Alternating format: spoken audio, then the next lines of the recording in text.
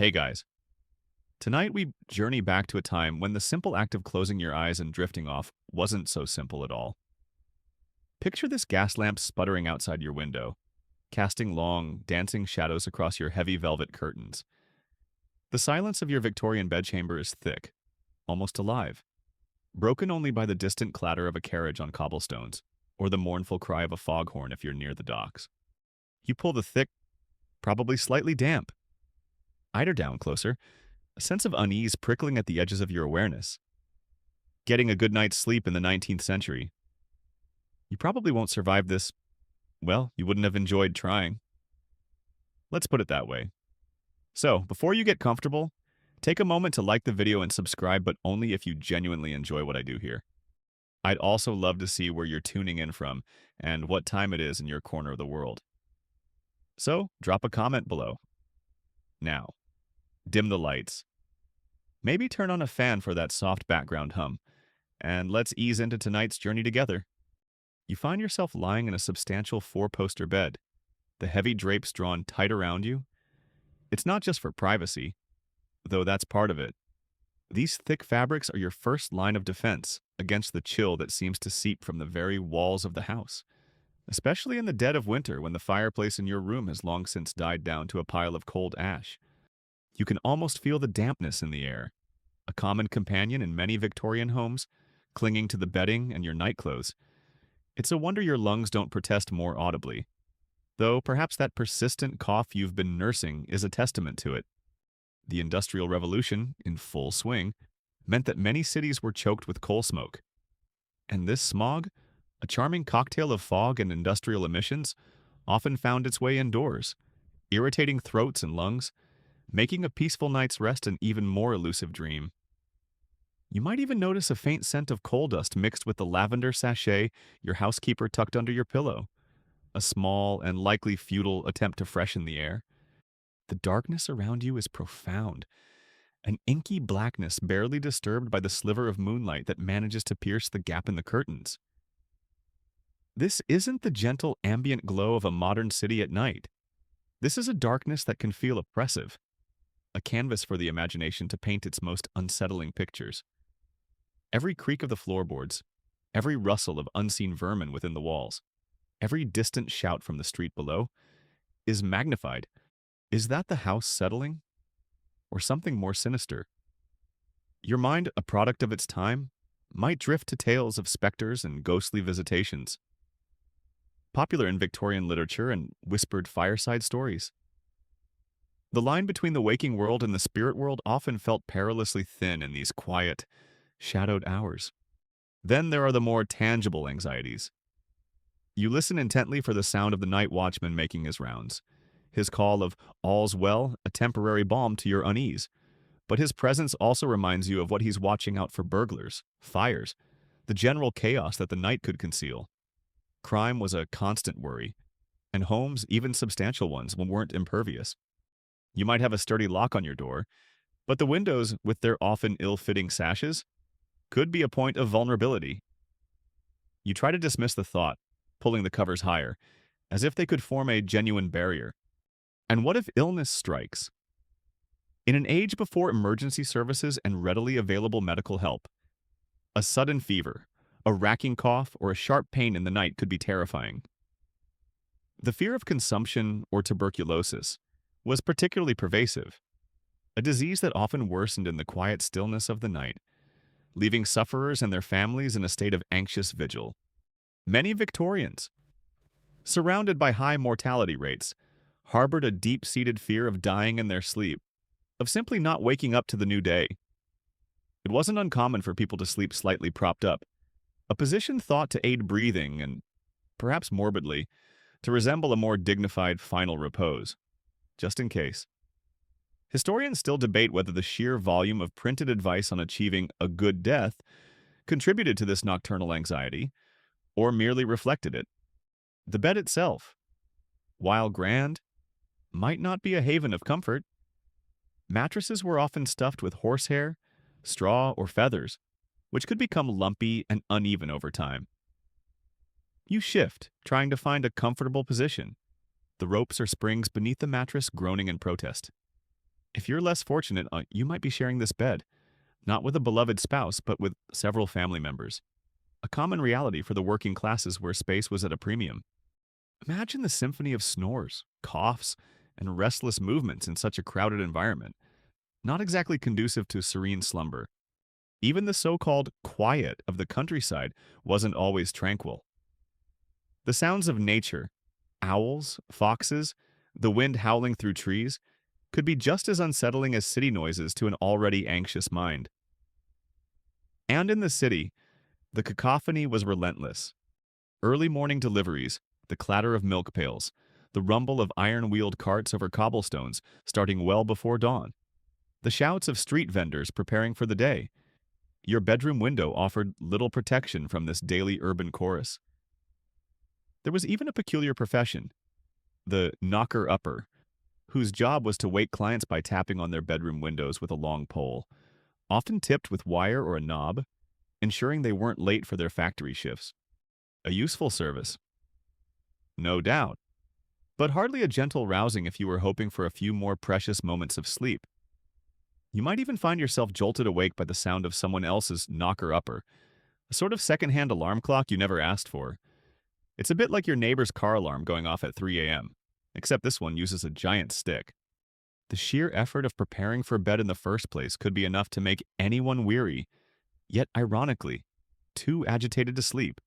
Without running water in most bedrooms, nightly ablutions involved cold water from a pitcher and basin. The chamber pot, discreetly tucked under the bed or in a commode, was a practical necessity, but hardly an invitation to linger in a state of pre-sleep relaxation. The thought of having to use it in the cold, dark room, and the subsequent morning task of emptying it, added another layer of subtle discomfort to the nightly ritual. It was the original ensuite, just a lot less sweet. This widespread experience of troubled sleep wasn't just a matter of personal discomfort. It was a societal concern. Newspapers and periodicals of the time were filled with articles, letters to the editor, and advertisements all grappling with the problem of sleeplessness. It became a common topic of conversation, a shared burden of the age. The Victorians were, in many ways, chronicling a rising tide of insomnia. Whether this was a true increase or, as some scholars suggest, simply a heightened awareness and a greater cultural impetus to discuss and attempt to cure what had previously been a more private struggle. This intense focus on the inability to sleep, this Victorian night's embrace, set the stage for a truly bewildering array of attempted remedies, some logical, some desperate, and some, as we shall see, downright bizarre. So, there you are, night after night, wrestling with those heavy bedclothes, listening to the unsettling symphony of the Victorian city, your mind a whirl of anxieties, big and small. Remember that profound darkness and the unsettling creaks of your Victorian house we talked about? Sleep, that gentle balm, seems to mock you from just out of reach. You've tried counting sheep, perhaps even those imaginary sheep jumping over the end of your grand, imposing bed, but to no avail. The desperation for just one night of solid, uninterrupted peace can become all-consuming. And in Victorian England, when you reached that point of utter exhaustion, there was one remedy that beckoned with an almost irresistible allure, a promise of swift and certain oblivion opium. Now, when you hear opium, your 21st century mind probably conjures up images of shadowy dens and illicit dealings. But for your Victorian self, obtaining opium or its most popular derivative, laudanum, was often as easy as buying sugar or tea. Laudanum, a potent concoction of opium dissolved in alcohol, sometimes with a dash of cinnamon or saffron for flavor, was the Victorian equivalent of an over-the-counter cure-all. You could find it at the chemist's shop, certainly, but also at the local grocer, the tobacconist, even from traveling salesmen hawking their wares from village to village. It was cheap, it was legal, and it was everywhere. Imagine popping down to your local corner store for a bottle of laudanum next to a loaf of bread and some milk. Different times, folks. Different times. You might purchase it as a dark, treacly liquid, the laudanum itself, or perhaps as opium pills, powders, or even in special preparations like Dover's powder, which mixed opium with ipecacuanha. It wasn't just for sleep. Oh no. Victorians turned to opium for a staggering array of ailments coughs, colds, consumption, rheumatism, toothache, cholera, dysentery, women's troubles, general pain, and, of course, to quieten fretful children. It was the ultimate pacifier, the universal anodyne. Feeling a bit under the weather, laudanum? Nerves frayed from the pressures of modern industrial life. Laudanum. Baby won't stop crying. A drop of a soothing syrup often laced with opiates would do the trick. So, you acquire your little brown bottle of laudanum. The instructions, if there are any, might be rather vague. Take as needed or a certain number of drops. You measure out a dose, perhaps into a glass of water or wine, the dark liquid swirling invitingly. The taste is bitter, metallic, but the promise it holds outweighs any momentary unpleasantness. You lie back in your bed, the silence of the room pressing in, and you wait. Slowly, a warmth begins to spread through your limbs, a comforting heaviness that loosens the tight knot of anxiety in your chest.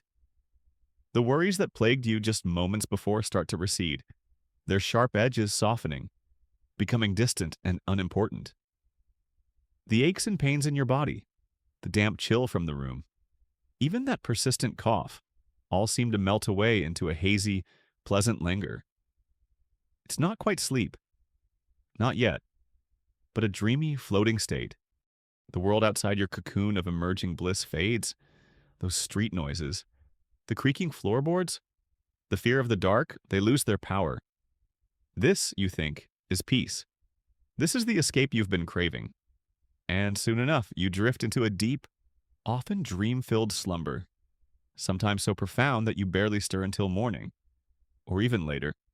For many, this was a revelation, a miracle cure in a little bottle, and for a time, it might have seemed so. The relief from chronic pain, the ability to finally get some rest in a world that was often harsh and unforgiving, was undeniable. Many of the era's great literary figures, artists, and thinkers openly used laudanum. Samuel Taylor Coleridge, Elizabeth Barrett Browning, Wilkie Collins, to name but a few.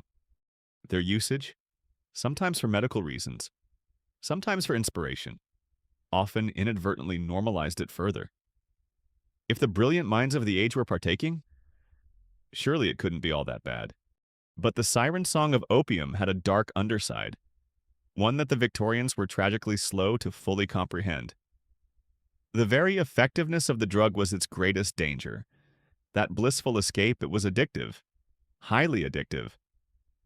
What started as an occasional dose to soothe a toothache or ensure a good night's sleep before an important day could, with terrifying ease, become a daily necessity. Tolerance would build, meaning you needed more and more of the substance to achieve the same effect, or even just to feel normal and stave off the horrors of withdrawal, the muscle cramps, the vomiting, the cold sweats, the overwhelming anxiety that made your previous sleeplessness seem like a pleasant memory. The opiate haze could quickly become an opiate prison. Users might find themselves trapped in a cycle of intoxication and withdrawal, their lives revolving around their next dose. The initial euphoria often gave way to a dull, listless existence, punctuated by periods of intense craving. Constipation was a near-universal side effect, often severe and leading to its own set of remedies.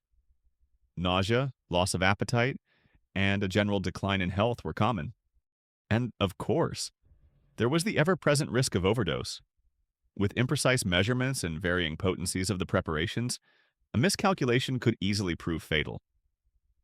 Accidental poisonings, especially of children given too much soothing syrup, were heartbreakingly frequent.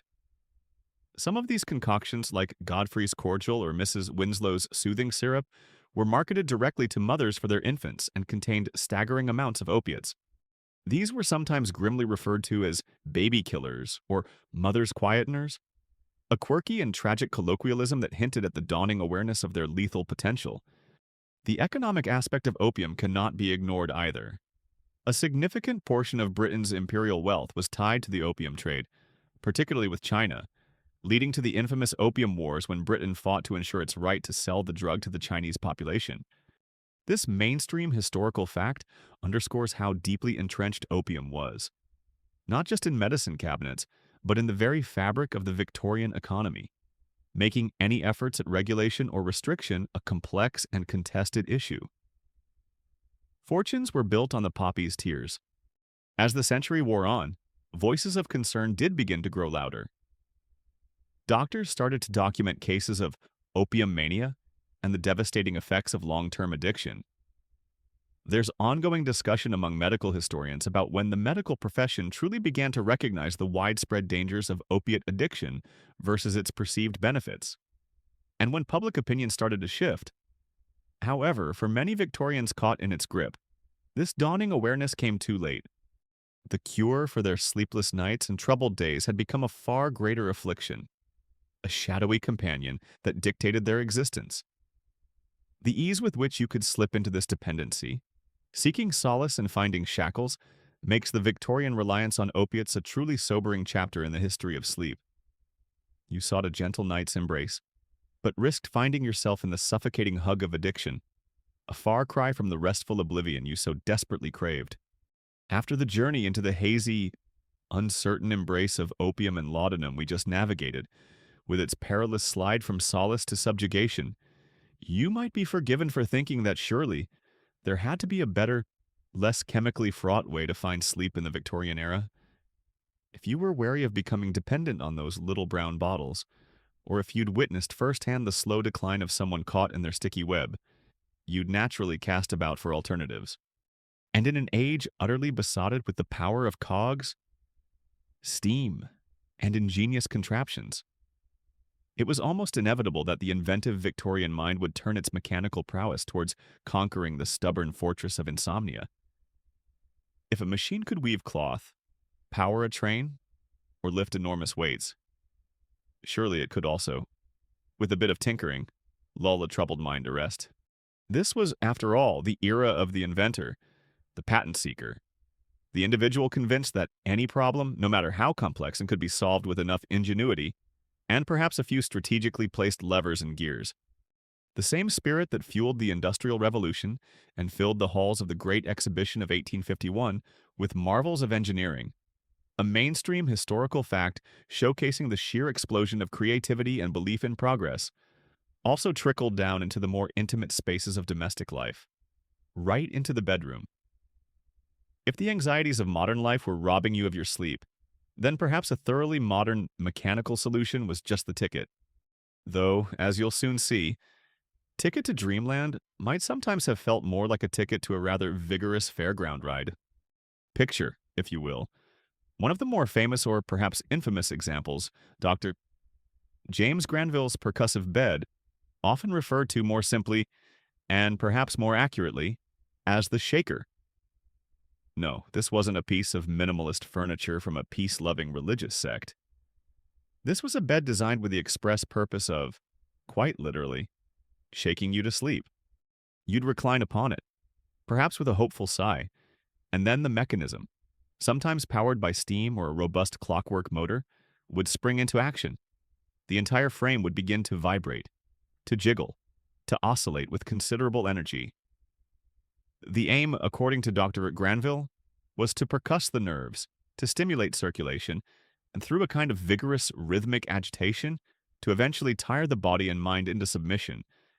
Whether that submission was true slumber or simply a state of stunned bewilderment, possibly bordering on a mild concussion, is a matter we can gently ponder. Imagine trying to read a book on that thing, your own personal earthquake. On demand. Sweet dreams, more like hold on tight. And Dr. Granville wasn't alone in his quest for a mechanically induced kip. Other inventors busied themselves with creating ventilating beds. Remember the stuffy, possibly miasma-laden air of the Victorian bedroom we discussed? These beds aimed to tackle that head-on. Some featured intricate systems of bellows and pipes integrated into the mattress or bed frame, designed to pump fresh air around the sleeper. You can almost envision a dedicated, if slightly weary, footman diligently working a pump handle throughout the night, ensuring master or mistress had a constant, perhaps slightly breezy, nocturnal environment. because nothing says good night sleep like a gentle, continuous whooshing sound, and the feeling you're kipping on a sophisticated air hockey table. The practicality of these, especially in a cold British winter, might be questionable, but the intention was there: fresh air equals better sleep. Then there were the various rocking beds. The soothing motion of a cradle for a baby was a well-established principle, so why not scale it up for adults? Inventors patented elaborate mechanisms to provide a gentle, or sometimes not so gentle, swaying motion. Some were designed to be manually operated by the insomniac themselves, a sort of pre-sleep workout, while others boasted automated systems, powered by weights, springs, or even water pressure. You might find yourself gently seesawing through the night, a human pendulum seeking equilibrium in dreamland. The hope was that the rhythmic movement would be hypnotic, lulling you into a state of calm. The reality for some might have been closer to seasickness, especially if the mechanism was a bit jerky or overly enthusiastic. The Victorian fascination with newfangled technologies also meant that electricity, that mysterious and exciting new force, was bound to make an appearance in the bedroom. While we'll delve deeper into electrical cures later, early mechanical beds sometimes incorporated electromagnetic elements. Wires might be woven into the mattress, promising to soothe the nerves with a gentle current, or perhaps magnets were strategically placed to align your vital energies. The understanding of how this was all supposed to work was often quite vague, relying more on the mystique of electricity than on solid scientific principle. But the allure of a scientific solution was powerful. Historians still argue whether these complex mechanical beds were ever truly widespread, or if they were more the domain of wealthy eccentrics. Imaginative inventors showcasing their wares at exhibitions, and hopeful quacks whose designs rarely progressed beyond patent applications and sensational illustrated articles in popular science magazines. It's likely that most people continued to sleep on relatively conventional beds, however lumpy or drafty, but the sheer existence of these designs speaks volumes about the desperation many felt and the prevailing belief in technology as a panacea. One quirky and particularly ambitious invention that occasionally pops up in chronicles of the era was the bed designed not just to induce sleep, but to manage your entire sleep-wake cycle. Imagine a bed that, at a preset time, would gently begin to tilt, slowly raising your head and lowering your feet until, if you weren't already awake, you'd be gently or not so gently deposited onto the floor. Less sweet dreams and more sudden floor inspection. While primarily a waking device, its mechanical complexity places it firmly in this family of engineered sleep solutions. Some inventors even proposed beds with built-in clockwork musical boxes, designed to play soothing lullabies to help you drift off, a sort of Victorian Spotify playlist, just with more winding required. Using one of these contraptions must have been an experience. You lie there in your nightshirt or nightgown, perhaps feeling a mix of hope and trepidation. The machine whirs, clanks, or hums into life. The sensation is entirely novel. You're being rocked, shaken, or fanned by an impersonal apparatus. Does it feel therapeutic? Or does it feel like you're a piece of laundry in a rather experimental washing machine? One can only imagine the awkwardness of trying to maintain a dignified composure while being vigorously jiggled by your own furniture. And what about breakdowns? A sudden lurch, a terrifying new noise from the mechanism. It could easily transform a quest for sleep into a rather alarming mechanical rodeo.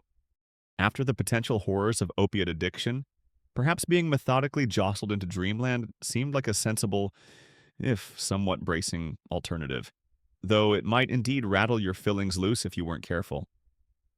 The quiet desperation for rest can clearly lead to some rather noisy and active solutions. After being shaken, quite literally, by Dr. Granville's percussive bed, or perhaps finding yourself still staring into that profound Victorian darkness, despite the alluring promises of a laudanum bottle, you might decide that a gentler, more natural approach to wooing sleep is in order. If external machines and internal chemistry have failed you, or if their side effects seem more alarming than your initial insomnia, your thoughts would understandably turn inwards, to the very fuel you put into your body. Perhaps, you reason, the key to a peaceful night lies not in vigorous agitation or potent narcotics, but in the simple and everyday act of eating and drinking. The Victorians, After all, it placed great store in the state of one's digestion, believing it to be intricately linked not just to physical health, but to mental tranquility and, crucially, to the ability to achieve restful slumber. The prevailing wisdom, often echoed in household manuals and medical advice columns of the day, was that a light supper was essential for a good night's sleep. Tackling a massive multi-course Victorian dinner, laden with heavy meats, rich sauces, and sweat puddings. Just before retiring was generally considered a recipe for wrestling with your bed sheets, indigestion, and possibly, as famously illustrated by Ebenezer Scrooge, for conjuring up a few unwelcome nocturnal visitors born of an undigested bit of beef, a blot of mustard, a crumb of cheese, a fragment of an underdone potato. The idea was that the stomach, if overburdened, would draw energy away from the brain, or create a general state of internal agitation, making sleep elusive. So you'd aim for something plain, easily digestible, and not too stimulating. Warm, comforting beverages were high on the list of recommended sleep inducers. A simple glass of warm milk, perhaps sweetened with a little sugar or honey, was a perennial favorite, much as it is today.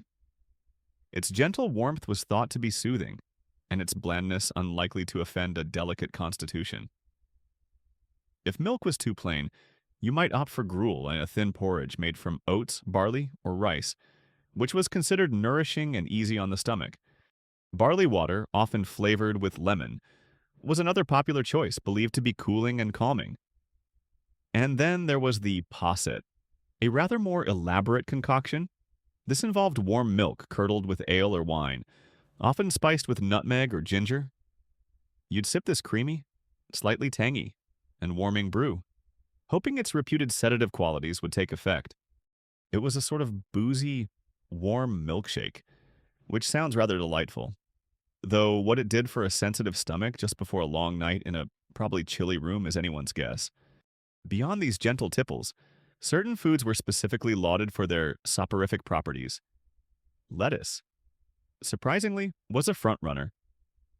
No, you wouldn't necessarily be munching on a large salad before bed, though some might have. More commonly, lettuce leaves were stewed, or their juice extracted to create a syrup or decoction. This belief stemmed from the milky sap found in some lettuce varieties, known as lacticarium, which was observed to have mild sedative effects, earning it the nickname lettuce opium. They weren't just making salads, they were practically brewing lettuce tea.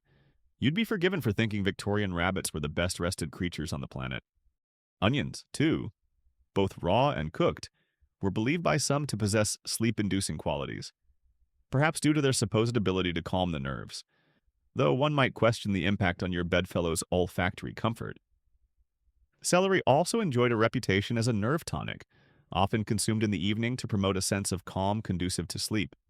Just as important as what you should consume was what you should avoid. Spicy foods, with their tendency to cause heartburn and general gastric distress, were a definite no-go if you were courting slumber. Rich, fatty meats and strong cheeses were also on the blacklist for many, believed to overtax the digestive system and lead to vivid, unsettling dreams. Coffee and tea, with their known stimulating properties, were generally advised against in the evening, though the relationship with tea was somewhat ambiguous. A weak, milky tea was sometimes seen as a comforting and calming beverage, a testament perhaps to the ritualistic comfort of a warm drink rather than its strict chemical properties. It's a classic case of it depends who you ask and probably how strong they brewed it.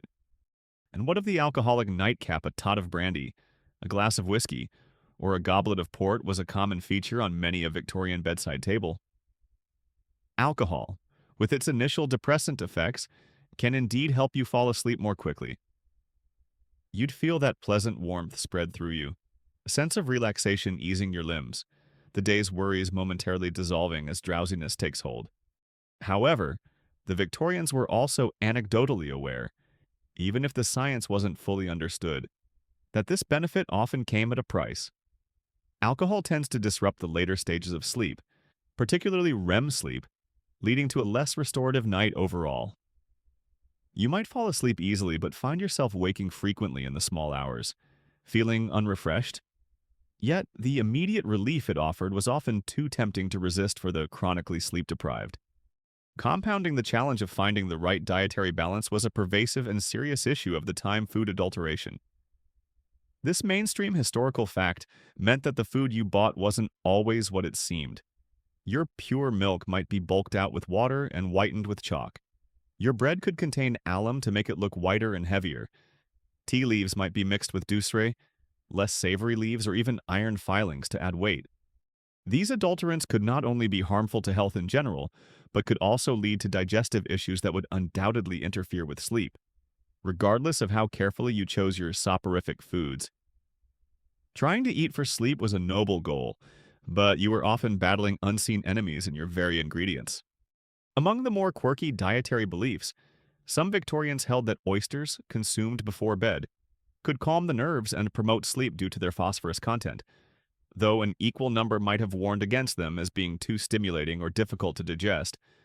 Another fringe practice involved consuming cakes or biscuits made with poppy seeds, not for the opiate content, which is minimal in culinary seeds, but more from a folk association. If the opium poppy brought sleep, perhaps its seeds held a tiny echo of that promise. You might also find recipes for rather obscure herbal infusions, combining half-forgotten plants with supposed sedative properties, passed down through family traditions or found in cheaply printed herbal guides. Medical historians continue to explore the extent to which Victorian dietary advice for sleep was based on empirical observation. I ate this, and I slept better. Folk wisdom passed down through generations. Or early, often flawed, scientific theories about metabolism and neurology. There was certainly a great deal of trial and error, and what worked for one person might be entirely ineffective, or even detrimental for another. Yet, through all these varied and sometimes contradictory recommendations, you can see a consistent thread, a deep-seated desire to find a natural, harmonious way to encourage the body towards rest, using the resources of the kitchen and the garden to soothe the mind and prepare for the quiet embrace of the night. It was an internal recalibration, an attempt to find balance, one carefully chosen or carefully avoided mouthful at a time. If the thought of another bland bowl of gruel, or the lingering scent of stewed lettuce from our previous culinary explorations, didn't quite manage to coax you into the land of Nod, perhaps your Victorian self would conclude that a more invigorating, even elemental approach was needed. After tinkering with your diet, and possibly recoiling from the aggressive enthusiasm of mechanical beds or the insidious allure of opium, you might turn to one of the great therapeutic crazes of the 19th century: hydropathy, also known as the water cure. What could be more fundamental, more purifying, more capable of washing away the accumulated stresses that kept you staring at the ceiling than water itself? Hydropathy, popularized in Britain with an almost missionary zeal by figures like Captain Richard Trowse Claridge, who had been impressed by the methods of Vincent Priestnitz in Greffenberg. Silesia was built on the principle that water, in its myriad forms and temperatures, held the key to health and vitality.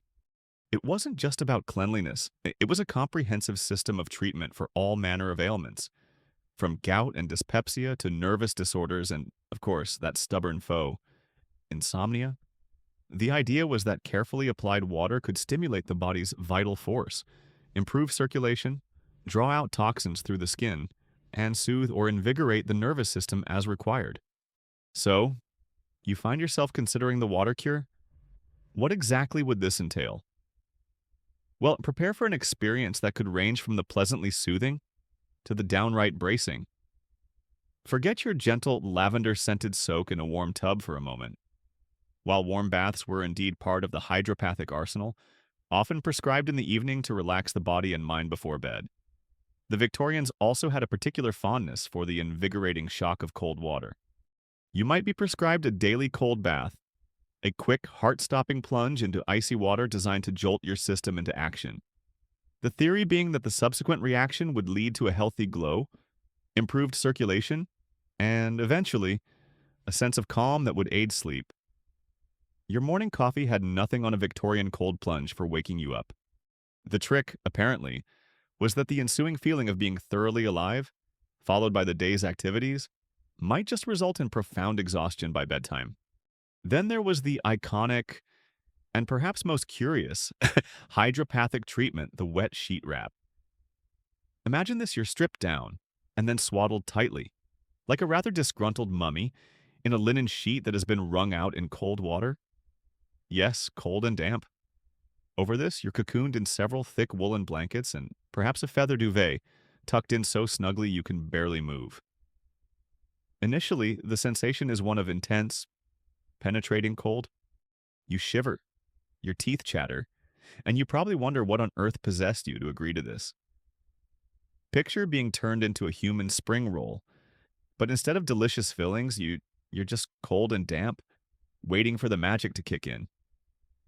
The attendants would assure you that soon your own body heat, trapped by the layers, would warm the damp sheet, creating a kind of personal steam bath. The aim was to induce profuse sweating, thereby expelling those pesky toxins believed to be at the root of your sleeplessness. After an hour or so of this rather claustrophobic, steamy confinement, you'd be unwrapped, possibly given a quick rub down with cool water, and then, theoretically, you'd be soothed, purified, and ready for a deep, untroubled sleep. Other popular treatments included the sitz bath, where you'd sit in a shallow tub of water, sometimes cold, sometimes warm, sometimes alternating between the two, covering only your hips and lower abdomen. This was believed to draw blood away from an overactive brain, calm pelvic nerves, and improve digestion, all contributing to better sleep. You might also encounter various forms of ablution, which involved vigorous rubbing with wet towels or the application of compresses and fomentations, cloths soaked in hot or cold water applied to specific areas like the forehead, the back of the neck, or the stomach, to either stimulate or soothe. And integral to most hydropathic regimens was the drinking of copious amounts of water throughout the day, often several pints of cold, fresh spring water, believed to cleanse the system from the inside out. To fully embrace the water cure, you might even decamp to one of the many hydropathic establishments, or hydroed, that sprang up across the country, often in picturesque spa towns like Malvern and Worcestershire. These places were part sanatorium, part health resort. Here, you'd follow a strict daily regimen: early rising, specific water treatments at appointed times, plain but wholesome food linking back to those dietary ideas, fresh air, and exercise. The whole environment was geared towards restoring natural rhythms and promoting health. One of the most famous devotees of the Malvern water cure was none other than Charles Darwin. He sought treatment there multiple times for his debilitating chronic illnesses, which included severe insomnia. His letters provide fascinating and often rather wretched-sounding accounts of being scrubbed with cold, wet towels, wrapped in dripping sheets, and generally subjected to the full gamut of hydropathic rigor. This mainstream historical fact lent considerable credibility to the practice. If it was good enough for one of the greatest scientific minds of the age, surely there was something to it. Of course, as with any popular therapy, there were more extreme versions.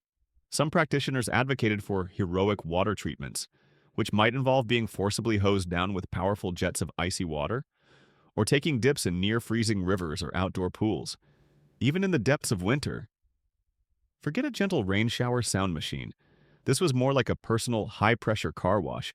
But for your anxieties, and, well, one quirky tidbit from the more zealous end of the hydropathic spectrum was the Neptune's girdle, a wet bandage wrapped around the waist and worn throughout the day, or even overnight, intended to constantly stimulate the digestive organs and, by extension, calm the mind for sleep.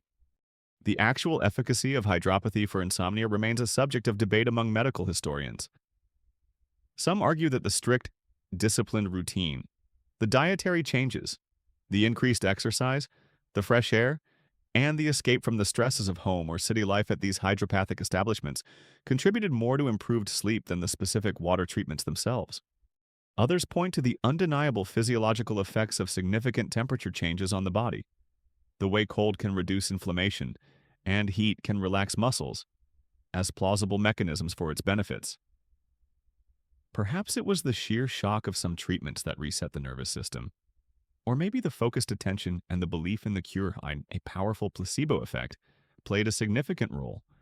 Regardless of the precise mechanism, For many Victorians battling insomnia, the water cure offered a tangible, natural alternative to drugs or puzzling machines. It was an active process, something you did, a system to believe in, immersing yourself, quite literally, in the healing power of water must have felt proactive, a way of washing away not just physical grime, but also the intangible burdens that kept sleep at bay, even if it meant enduring a fair bit of shivering and teeth chattering along the way. After being systematically chilled, wrapped, and scrubbed in the pursuit of sleep through hydropathy, as we explored in the last section with its rather damp enthusiasm, you might be looking for a cure that doesn't involve quite so much enthusiastic toweling. Perhaps your body feels purified, invigorated even, but your mind still churns, replaying the day's anxieties or rehearsing tomorrow's worries. If the problem lies not in your circulation or your toxins, but in the restless theater of your own thoughts, then it stands to reason you'd seek a remedy that addresses the mind directly. And so, you might find yourself drawn into the fascinating, often controversial, and undeniably mysterious world of mesmerism and its successor, hypnotism. Your journey into these mind-focused cures would likely begin with Franz Anton Mesmer, an 18th century German physician whose ideas, though largely dismissed by the medical establishment of his own time, enjoyed a significant revival and popular fascination throughout the 19th century. Mesmer proposed the existence of an invisible vital force or fluid called animal magnetism, a sort of cousin to gravitational magnetism that permeated the universe and flowed through all living things. When this fluid was blocked or imbalanced within an individual, he theorized illness, including nervousness, hysteria, and, crucially for you, insomnia would result. The mesmerist, therefore, was a skilled practitioner who could perceive and manipulate this fluid, restoring its harmonious flow and, with it, health and restful sleep. So, if you couldn't sleep, it might just be that your personal magnetic fluid was having a bad hair day, and a dapper gentleman, possibly in a rather theatrical silk waistcoat, was needed to smooth it all out with some intense staring and artful hand gestures. Imagine you've decided to consult such a practitioner. You're ushered into a quiet, often dimly lit room. The atmosphere is carefully curated to be calming, perhaps with soft music playing or the scent of subtle incense in the air.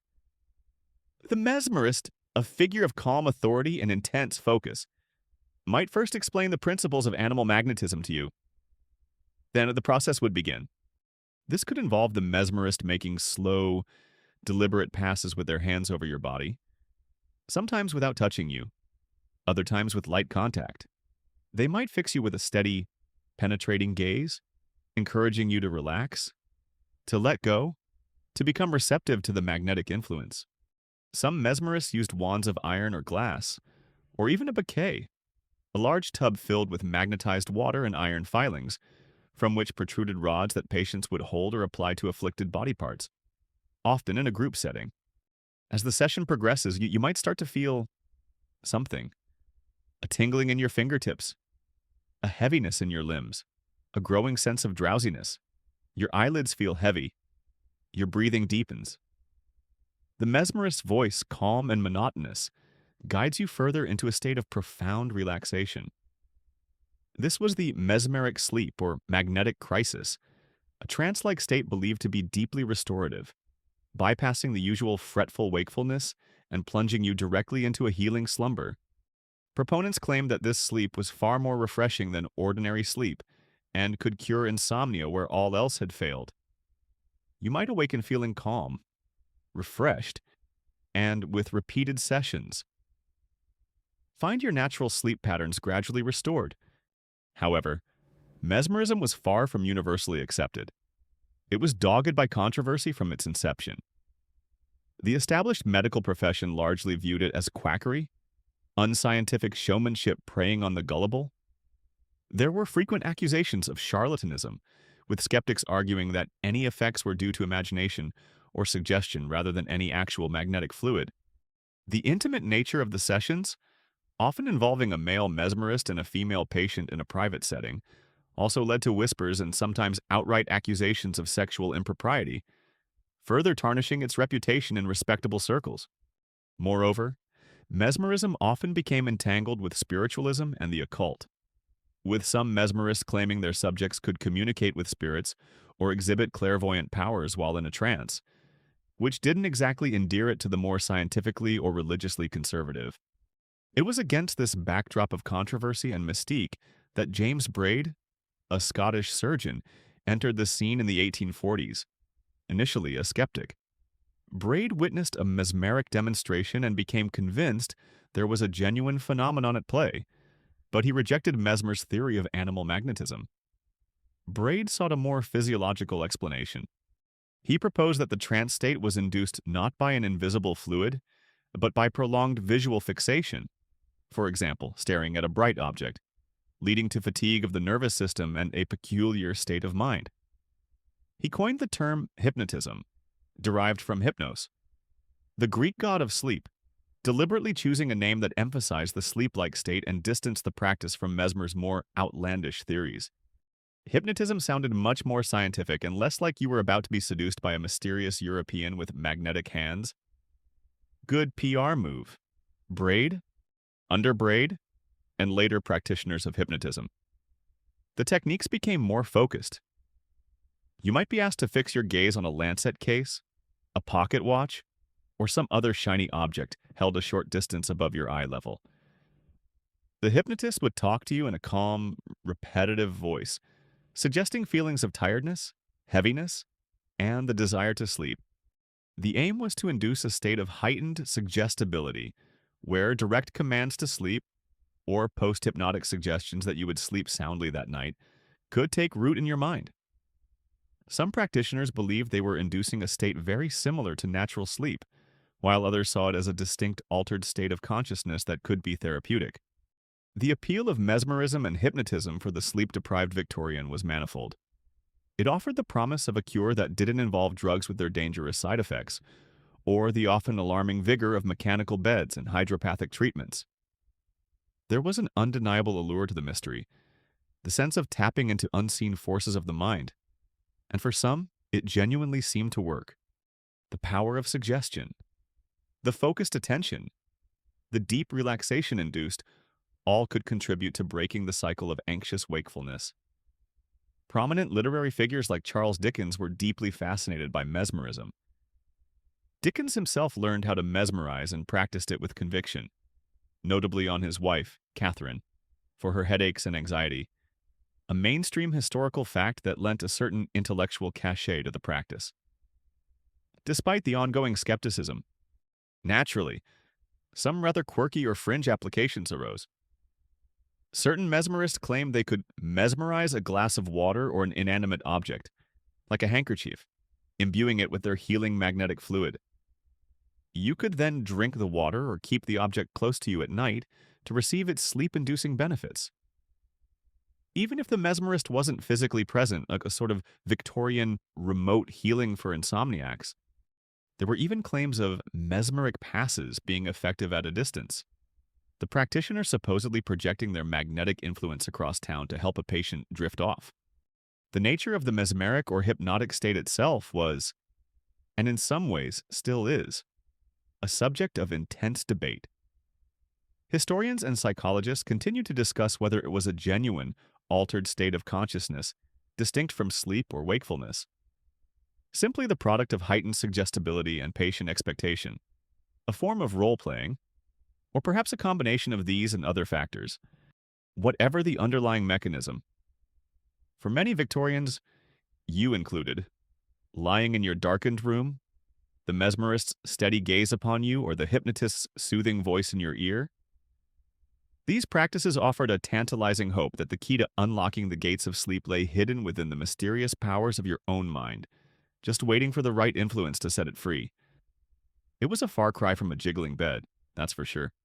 So, you've tried the laudanum, been rattled by the mechanical bed, shivered in the wet sheet wrap, and perhaps even let a mesmerist wave their hands at you with enigmatic intensity, as we discussed in our previous explorations.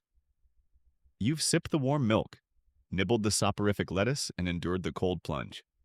But what if, after all that poking, prodding, dosing, and dieting, you still can't sleep?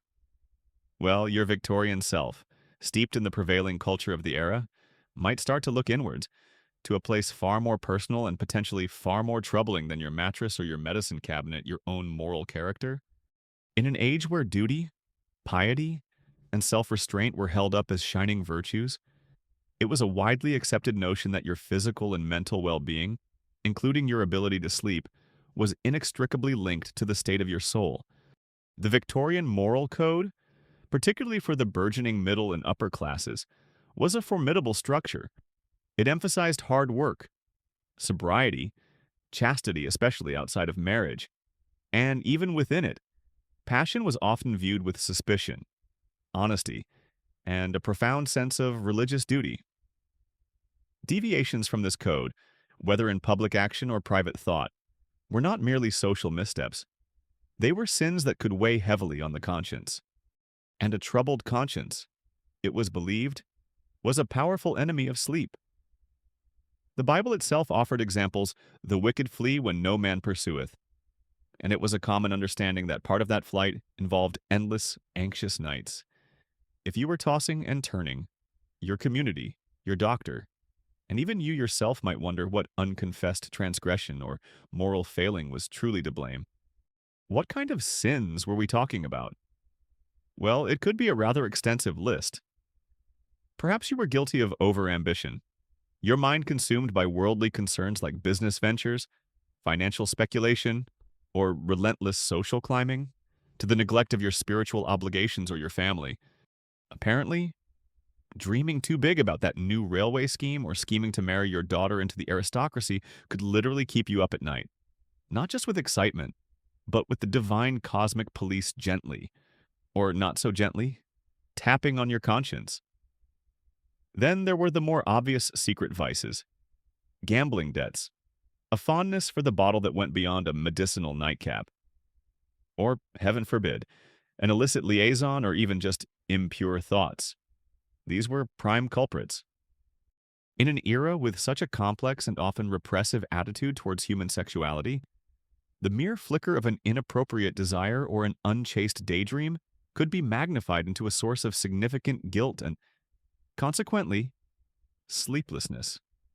If an errant image of the charming new neighbor who was naturally already espoused popped into your head, that wasn't just a fleeting thought, that was potentially a one-way ticket to tossing and turningville. Population U. Even idleness or laziness could be fingered as a moral cause of insomnia. If you weren't applying yourself diligently to your God-given duties, whether in your profession, your household management, or your charitable works, this lack of industry was seen as a failing that could disturb your inner peace and your nightly rest. Similarly, harboring negative emotions like persistent anger, resentment, envy, or bitterness towards others was considered spiritually corrosive and a sure path to a restless pillow. And, of course, any neglect of religious duties, failing to attend church services regularly, skipping your daily prayers, or perhaps worst of all, dabbling in doubt or reading immoral or atheistic literature, was seen as opening the door to spiritual unease and its physical manifestation, insomnia. So, if your sleeplessness was diagnosed, or suspected, to be of a moral origin, what was the prescribed cure? It wasn't a pill or a potion, but a course of spiritual and moral rehabilitation. The first step often was confession and repentance. This might involve unburdening your soul to a clergyman who could offer guidance and absolution, or engaging in deep solitary prayer, acknowledging your failings before God and resolving to amend your ways. Following this, a regimen of moral self-improvement was usually recommended. This could mean dedicating more time to reading uplifting, morally sound literature, sermons, devotional texts, biographies of saints, and strictly avoiding anything considered frivolous, sensational, or corrupting. Those racy 3-volume novels from the circulating library, absolutely scandalous.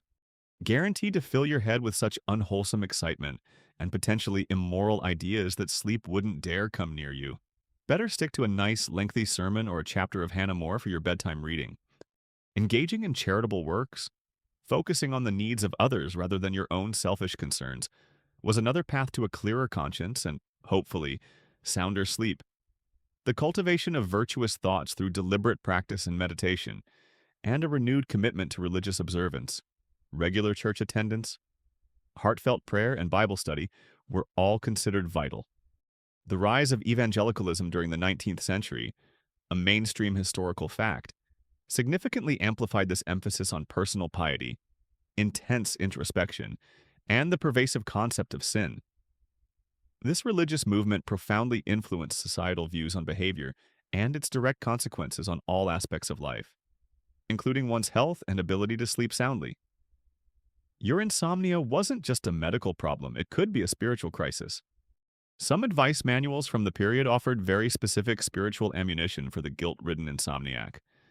You might find lists of particular Bible verses deemed effective for reciting when plagued by wicked thoughts at bedtime, or specially formulated prayers designed to petition for peaceful sleep, free from the torments of a guilty conscience.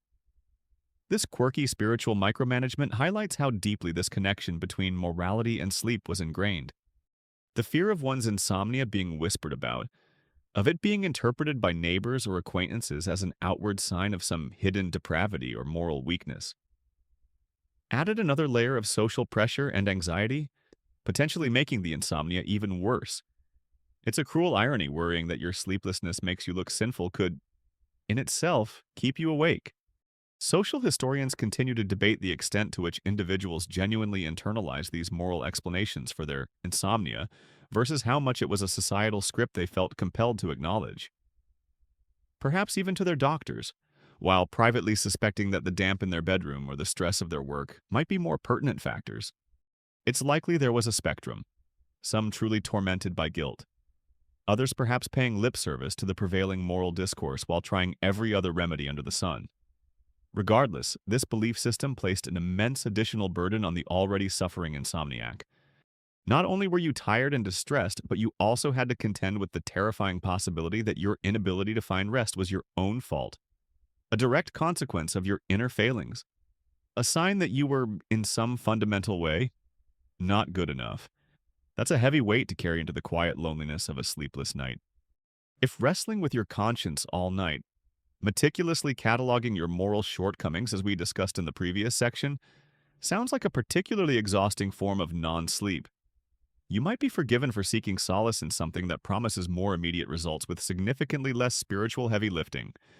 When guilt-induced insomnia feels like too much of a burden, and prayer or pious reading just isn't cutting through the fog of wakefulness, your weary Victorian eyes might land upon the brightly printed advertisements for a dazzling array of patent medicines, each one promising a swift, effortless journey to the land of dreams. Welcome to the largely unregulated, fantastically hyped, and often perilous world of Victorian patent medicines. The term patent itself could be a bit misleading. It rarely meant that the government had officially sanctioned the formula or verified its claims. More often, it referred to a patent on the name or the distinctive bottle shape, a trademark that allowed the manufacturer to build a brand. These were proprietary concoctions. Their formulas, usually a closely guarded secret, or at least marketed as such, sold directly to the public with claims that could only be described as extravagantly optimistic. The newspapers and popular magazines of your era are filled with their advertisements, page after page of bold assertions, heart-wrenching testimonials, and dramatic before and after scenarios, all designed to lure in the desperate and the hopeful. If you couldn't sleep, there was undoubtedly a Professor Marvel's Midnight Tincture or Aunt Betsy's Blessed Sleep Syrup, ready to promise you instant relief. The marketing was an art form in itself. You'd see images of serene, beatifically smiling individuals, supposedly rejuvenated by a few doses of the advertised elixir, contrasted with haggard, hollow-eyed figures representing their former sleepless selves. Testimonials, often of dubious origin or penned by the proprietors themselves, would recount miraculous recoveries. I had not known a good night's rest in 7 years, one might proclaim, until I discovered Dr. Goodfellow's somnolent solution.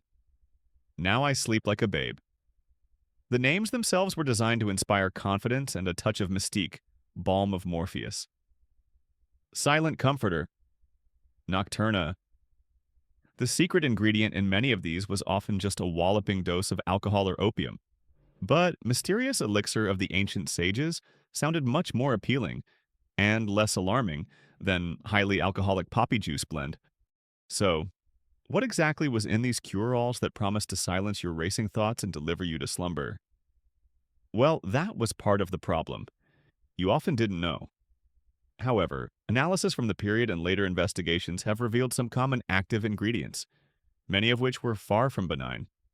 Remember those easily available opiates we talked about in Section 2, like laudanum? They made a star appearance in countless patent medicines, often unacknowledged or disguised under vague terms like vegetable extracts or soothing anodynes. Morphine and codeine also found their way into these mixtures.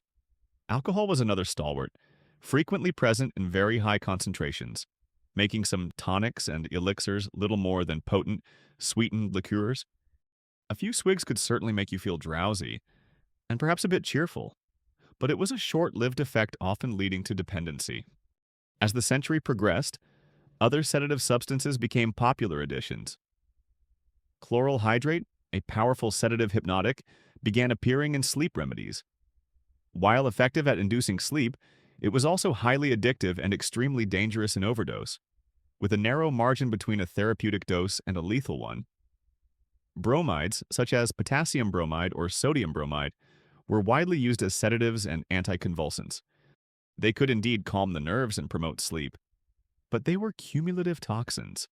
Regular use could lead to bromism, a condition characterized by lethargy, depression, skin rashes, and neurological disturbances, hardly conducive to long-term well-being. Tinctures of cannabis indica were also sometimes included, valued for their sedative and analgesic properties, though their effects could be unpredictable. And then there were the truly inert, or downright bizarre ingredients, from simple sugar and water to various herbs of questionable efficacy, and in some general tonics that might also promise better sleep.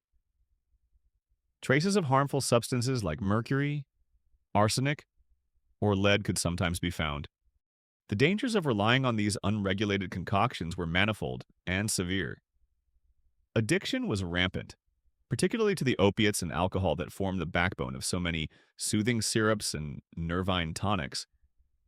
You might start taking a medicine for your insomnia and soon find you couldn't function without it. Your original problem now compounded by a debilitating dependency.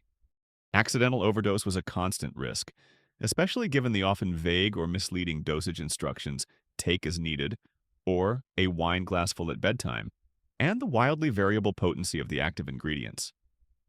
There was no quality control to speak of. One bottle might be relatively weak, the next dangerously strong. Poisoning, either acute from a large dose or chronic from the cumulative effects of substances like bromides or hidden heavy metals, was a grim reality. Furthermore, these medicines, by providing temporary symptomatic relief, could mask serious underlying medical or psychological conditions that were causing the insomnia in the first place, delaying proper diagnosis and treatment. Why, then, were these patent medicines so incredibly popular? Despite the evident risks, sheer desperation is a powerful motivator. If you've endured countless sleepless nights, the promise of a quick, easy fix from a bottle can be almost irresistible. The marketing, as we've seen, was incredibly persuasive, creating a sense of hope and legitimacy. In an era before robust medical regulation and with fewer effective, scientifically validated treatments available, self-medication was the norm for many common ailments, including insomnia. The remedies often did produce a noticeable effect, at least initially, due to their potent ingredients, reinforcing the belief in their efficacy. It was a buyer beware, and sincerely hope you don't accidentally poison yourself kind of market. A crucial mainstream historical fact is that the lack of effective government oversight allowed the patent medicine industry to flourish virtually unchecked for decades. In countries like the United States, it wasn't until the passage of the Pure Food and Drug Act in 1906, and similar legislation around that time in Britain and elsewhere, that any meaningful regulations regarding labeling, purity, and truthful advertising began to be imposed. Before then, manufacturers could essentially make any claim and put almost anything in a bottle. Among the more quirky and telling examples of misleading branding was the infamous Mrs. Winslow's soothing syrup, marketed aggressively to mothers for colicky or teething babies. Its primary active ingredient was morphine, While it certainly soothed and quieted infants, often by inducing a stupor, it was responsible for countless accidental overdoses and addictions in the most vulnerable of patients. Historians and pharmacologists still debate the exact formulations of many Victorian patent medicines due to their secretive nature and the loss of records, making it challenging to fully assess the true scale of public exposure to specific harmful substances versus relatively innocuous, though still deceptively marketed placebos. But what is clear is that reaching for that conveniently available bottle, with its promises of peaceful oblivion, was a significant gamble for any Victorian insomniac. You were entrusting your health and your hope for rest to a largely unseen and unaccountable industry, one that prioritized profit far above your safety. Each dose was a roll of the dice, a step into the unknown territory of unregulated chemistry. If the dubious promises of those patent medicines we just peeked into, with their secret concoctions and alarming potential for turning you into an accidental drug fiend, have left you feeling a bit green around the gills, you might yearn for a remedy that feels altogether more wholesome, more active, more, virtuous. What if, instead of passively swallowing a suspicious syrup from a dramatically labeled bottle, you could actively earn your slumber through good, old-fashioned physical exertion? After all that chemical experimentation, your Victorian self might decide it's time to work up a sweat, believing that a thoroughly fatigued body is the surest path to a quiet mind and a restful night. The Victorians, especially from the mid-century onwards, were increasingly conscious of the benefits of physical activity. There was a growing understanding that exercise was good for overall health, improved digestion, built strength, and importantly for our purposes, could help to dissipate that troublesome nervous energy so often blamed for insomnia. This was the era of muscular Christianity, a movement that linked physical strength and fitness with moral virtue and manliness.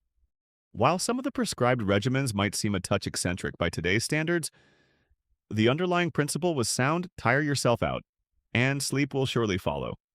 So, what kind of exertions might you undertake in your quest for a good night's rest? Brisk walking was a universally recommended activity, not just a gentle amble, mind you, but a vigorous constitutional, preferably in the fresh air of the countryside or a well-maintained city park. You might be advised to walk for several miles each day, at a pace that leaves you pleasantly tired but not utterly exhausted. A 10-mile constitutional before breakfast. Perhaps not for everyone, but the idea of really stretching your legs and getting your heart rate up was paramount. You'd return feeling virtuous, your circulation supposedly improved, ready to face the day, and hopefully, by evening, ready to embrace your pillow. For those with the means and the inclination, horseback riding was highly lauded. It was seen as a comprehensive workout, engaging numerous muscles, improving posture, and providing the added benefit of fresh air and a change of scenery. Galloping across the fields, you could leave your worries behind, at least temporarily, and the rhythmic motion combined with physical effort was thought to be an excellent soporific once you were safely back on solid ground. Of course, if a horse wasn't in your budget, or if the weather was typically British and uncooperative, home-based calisthenics and gymnastics offered another avenue. This was the age of Indian clubs, those rather heavy, club-shaped pieces of wood that you'd swing in intricate patterns, dumbbells, and various systems of free exercises or Swedish gymnastics pioneered by figures like Per Henrik Ling. Manuals were readily available, illustrating precise sequences of movements designed to exercise every part of the body. Imagine yourself in your drawing room, perhaps in a special loosened garment, diligently swinging what looked like oversized wooden bowling pins around your head. Great for developing shoulder muscles and for ensuring anyone else in the room kept a very respectful distance, particularly if your coordination wasn't top-notch. Gardening, too, was promoted as a healthful and sleep-inducing activity. The gentle bending, digging, and pottering about in the fresh air provided mild exercise, a connection with nature, and the quiet satisfaction of nurturing growing things, all considered conducive to a calm mind and a tired body by evening. It was exercise with a tangible and often edible end reward.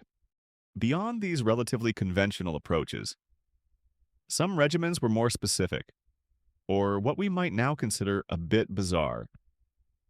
You might be instructed to perform a particular series of movements right before bed, almost like a ritual, designed to systematically relax or fatigue certain muscle groups.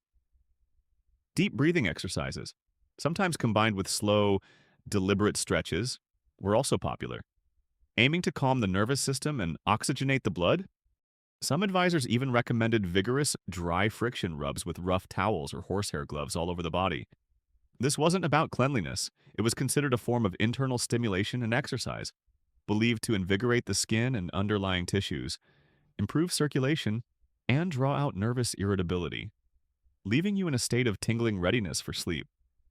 It sounds a bit like trying to polish yourself into a state of drowsiness. Of course, what constituted appropriate exercise often differed by gender and class.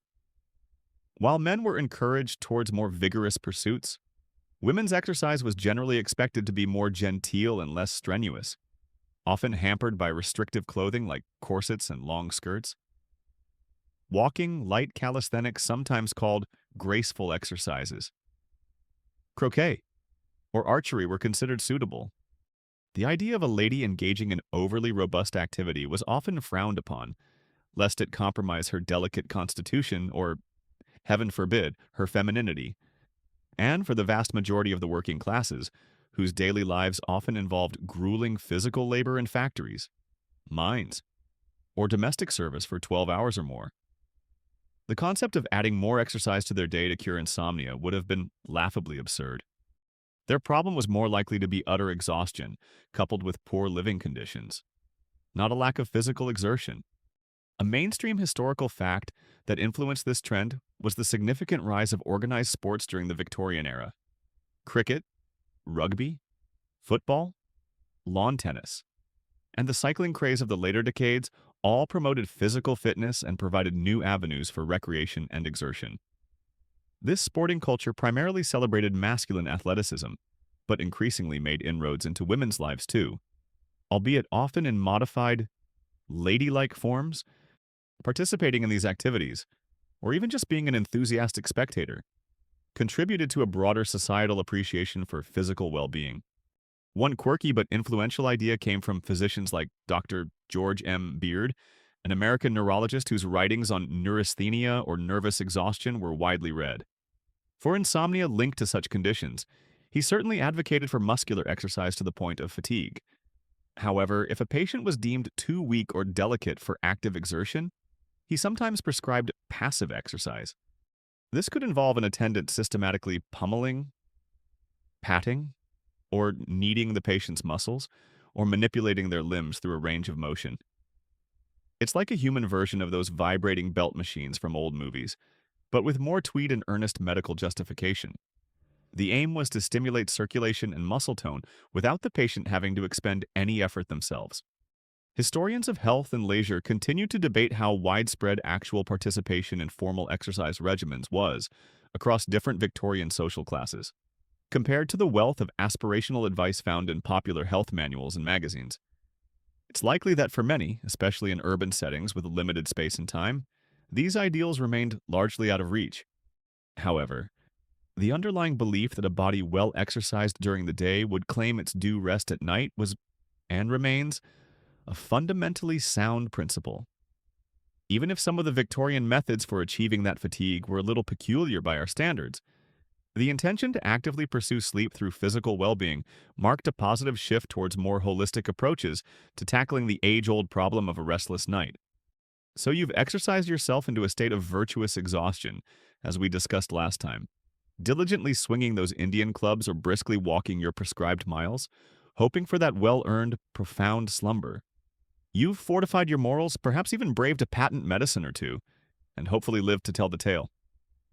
You finally settle into bed, the eiderdown pulled high, a sense of weary accomplishment settling over you.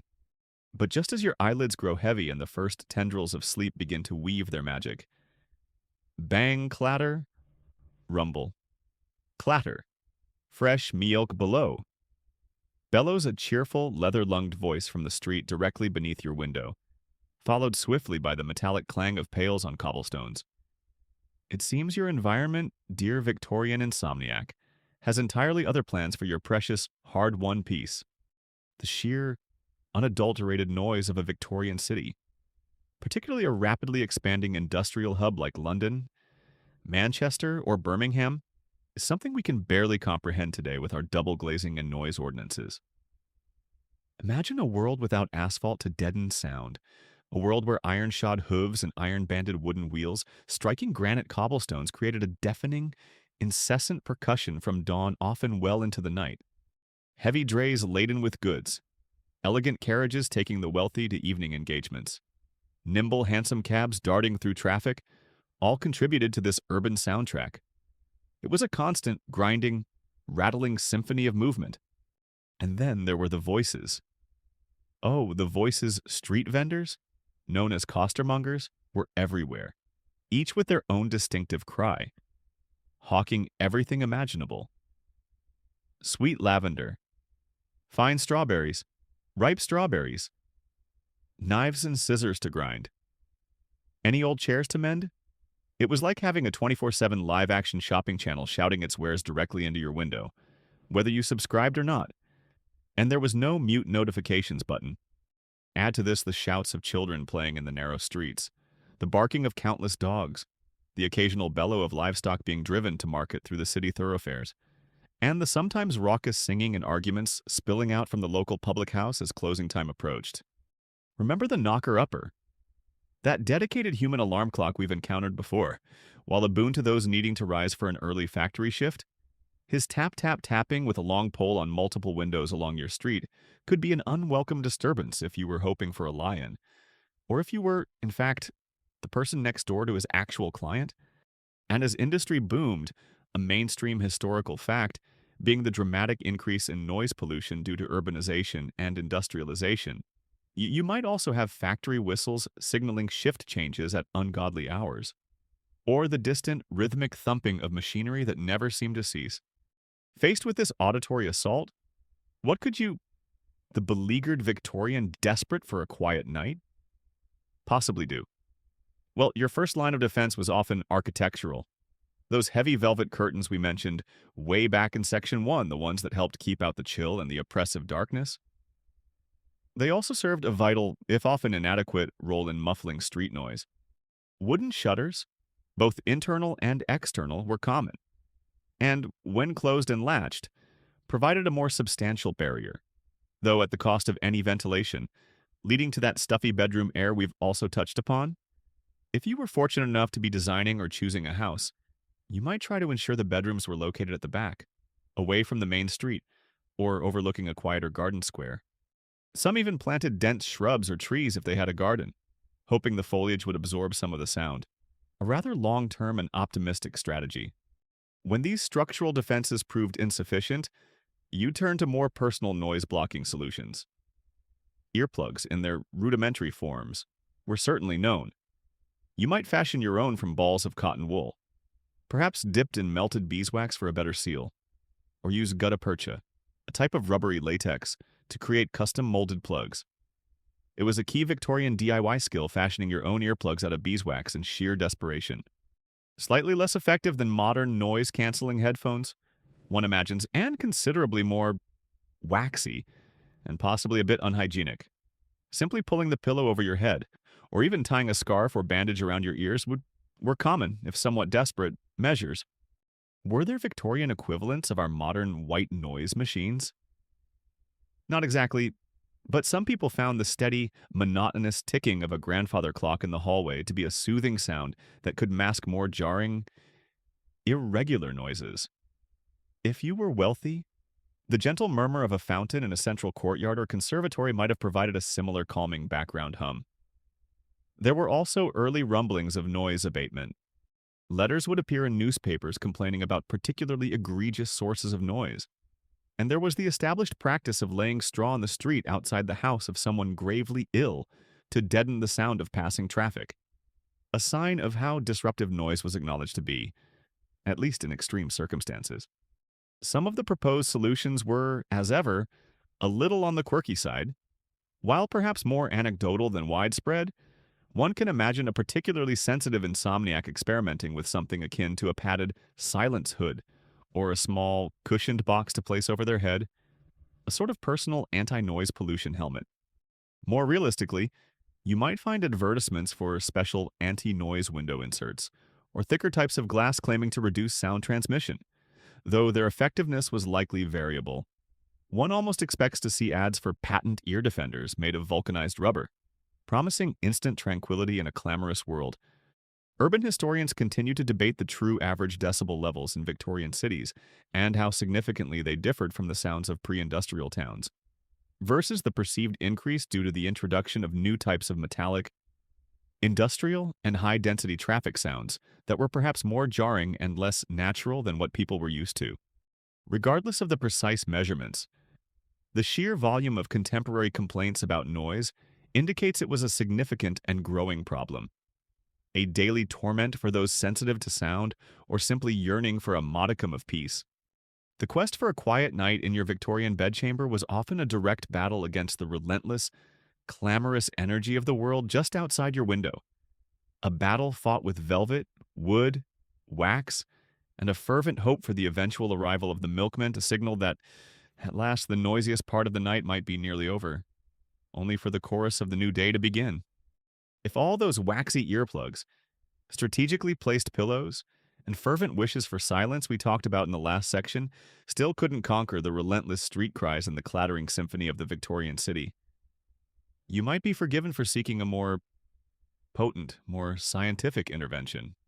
After trying to block out the world, perhaps it was time to apply something directly to your jangled nerves, a force that promised to restore balance and vitality, the modern marvel, the mysterious and captivating power of electricity. Having exhausted the possibilities of quietude, your weary mind might turn, with a flicker of hope, to the invigorating spark. Electricity, in the Victorian imagination, wasn't just a scientific curiosity, it was a symbol of progress, a near magical force that was beginning to illuminate cities, power new industries, and revolutionize communication. It was seen as the very essence of life and energy. So it's hardly surprising that medical practitioners and a host of entrepreneurial opportunists sought to harness its perceived therapeutic potential for all manner of ailments, including, of course, your stubborn insomnia. If your nerves were frayed, your vital energy depleted, or your internal balance disturbed, all common Victorian explanations for sleeplessness, then a gentle or sometimes not so gentle application of this invisible power seemed like a perfectly logical, cutting-edge solution. The theories behind how electrotherapy was supposed to cure your insomnia were often wonderfully vague and cloaked in impressive-sounding scientific jargon. Perhaps it would restore the equilibrium of the nervous fluid, or stimulate sluggish ganglia, or soothe irritated nerve ending, or even recharge the bodily battery. The precise mechanisms were less important than the promise that this new, almost mystical force could calm your overactive mind, invigorate your tired body, and coax you into a peaceful slumber. Remember those early mechanical beds we touched upon, some of which hinted at electromagnetic properties? Well, the Victorians didn't stop there with their electrical dreams for better sleep. They got much more direct. You might find yourself prescribed, or tempted to purchase, an astonishing array of electrical devices. Popular among these were electromagnetic belts, bands, or even garters. You'd strap one of these contraptions around your waist, a limb, or perhaps even your head. These often contained discs of zinc and copper which, when reacting with the natural moisture and salts in your sweat, would produce a very mild continuous galvanic current. You'd wear it discreetly under your clothes during the day, or perhaps specifically at night, hoping its gentle, constant electrical influence would soothe your nerves.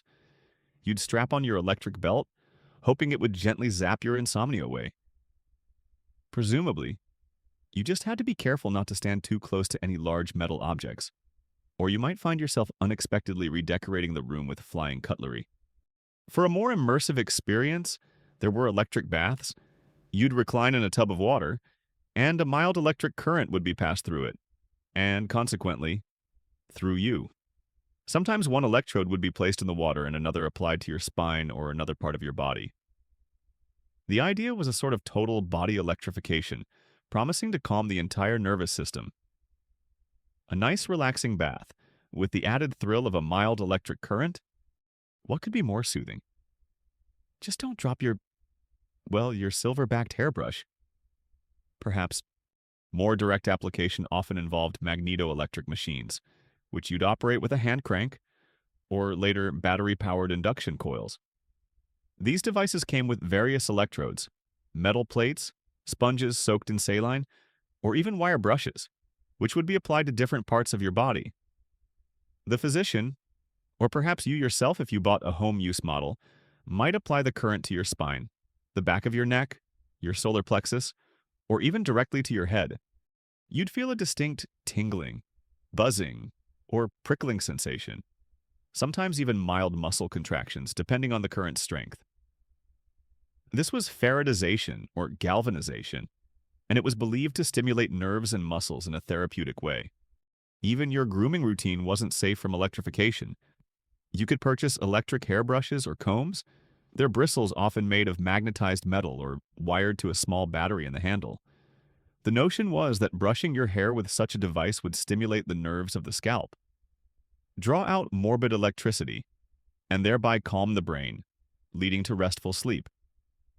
If it didn't work, at least your hair might have looked particularly static and full of impressive volume. Electrified beds and pillows also made an appearance, with fine wires woven into the fabric or special electrified pads designed to be placed under your sheets, delivering a constant, gentle current throughout the night. The development of more reliable and portable batteries, like the Danielle cell and later the Leclanché cell and the dry cell, along with improvements in induction coils during the 19th century, is a mainstream historical fact that made these electrotherapeutic devices increasingly accessible.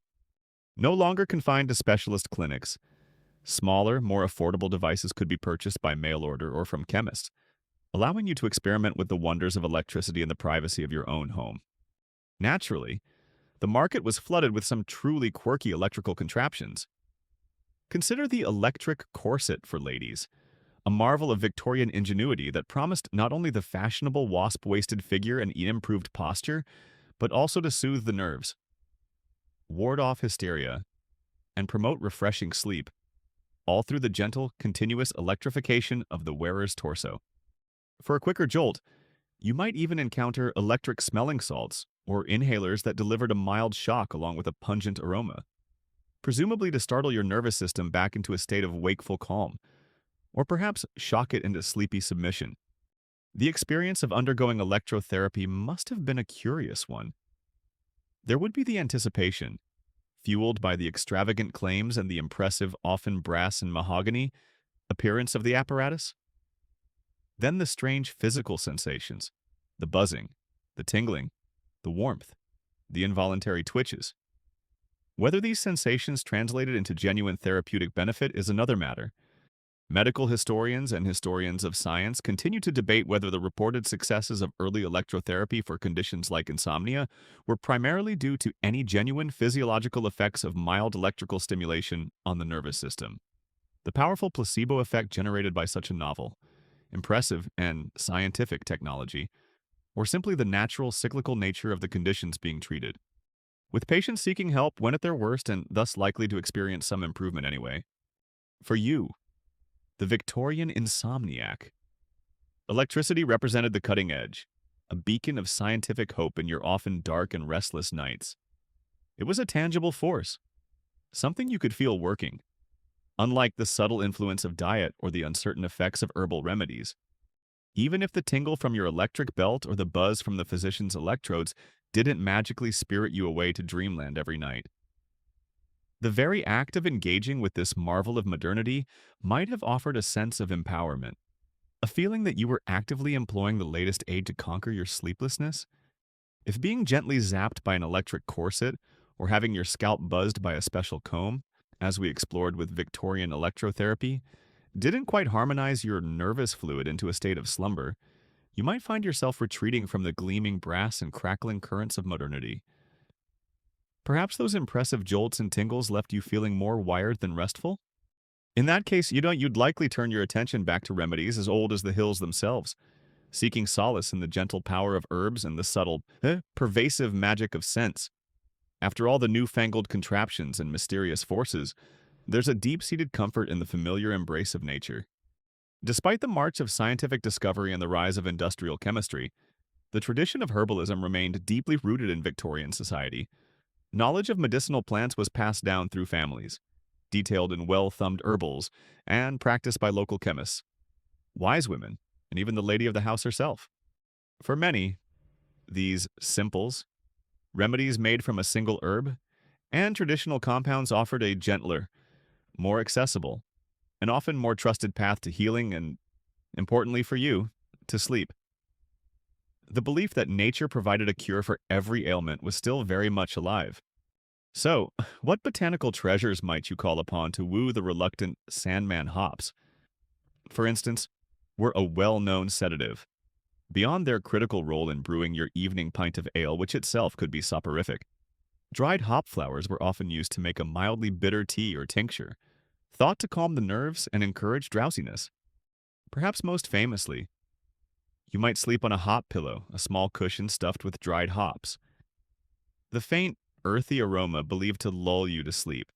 It was like trying to get a head start on that sleepy feeling you get after one too many ales. But without the actual ale, or the ensuing headache. Then there's valerian root, a herb with a formidable reputation for both its sedative effects and its rather pungent aroma. Valerian tea or tincture was a go-to remedy for nervousness, anxiety, and insomnia. The smell has been politely described as earthy or musky, and less politely as strongly reminiscent of well-worn socks or a particularly ripe cheese. You really had to be committed to achieving sleep to get past the first whiff. But many swore by its calming power. Chamomile tea, with its delicate apple-like fragrance, was a much more palatable option, cherished for its ability to soothe an upset stomach, a common contributor to sleeplessness, and gently calm the mind. Lavender, of course, was the quintessential Victorian scent of tranquility. While its aromatic uses were paramount, lavender flowers were also infused to make a calming tea or added to cordials. Lemon balm, or melissa, with its bright, citrusy scent, was another favorite for lifting the spirits and calming frazzled nerves, often taken as a tea.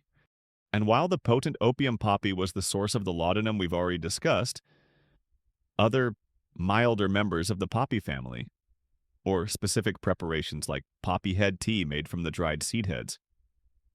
And one had to be careful here as it could still contain opiates, were sometimes used in folk medicine to promote rest. The red corn poppy, a common field flower, was more symbolic of sleep, but its petals might still find their way into a gentle infusion. Passion flower, though perhaps gaining wider recognition towards the later part of the century, was also beginning to be noted for its sedative properties, particularly for restless anxiety. These herbal remedies were prepared in various ways. Infusions, or teas, were the simplest, involving steeping the plant material in hot water. Decoctions required simmering tougher parts like roots or bark. Tinctures, made by soaking herbs in alcohol, created more concentrated and longer-lasting preparations.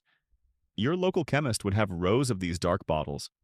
Syrups, sweetened with sugar or honey, made some of the bitterer herbs more palatable, especially for children.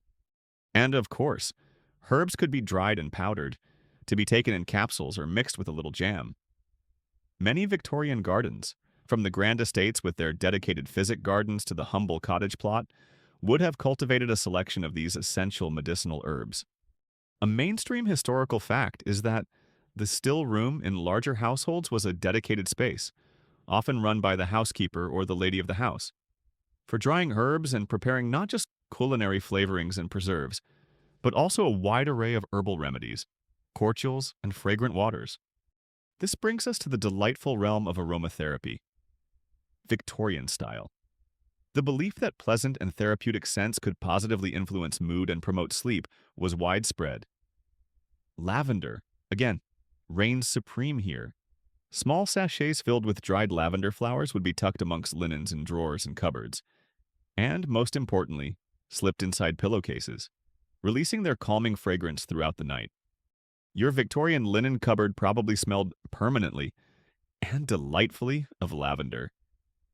It was the 19th century air freshener, moth repellent, and anti-anxiety toolkit, all rolled into one fragrant little bag.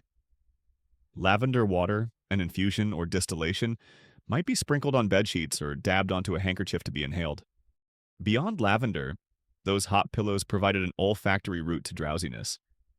Rosewater and orange flower water, with their sweet, delicate floral scents, were popular toilet waters, used as skin toners and personal fragrances, but also valued for their calming properties. A handkerchief sprinkled with one of these might be kept by the bedside. You might also burn aromatic pastilles or incense in your bedroom before retiring, releasing the fragrance of sandalwood, frankincense, or various herbal blends designed to purify the air and soothe the mind.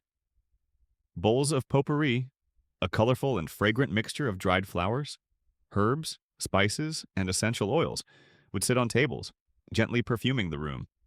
The language of flowers, a charming Victorian obsession where different blooms carried specific symbolic meanings, might even play a subtle role.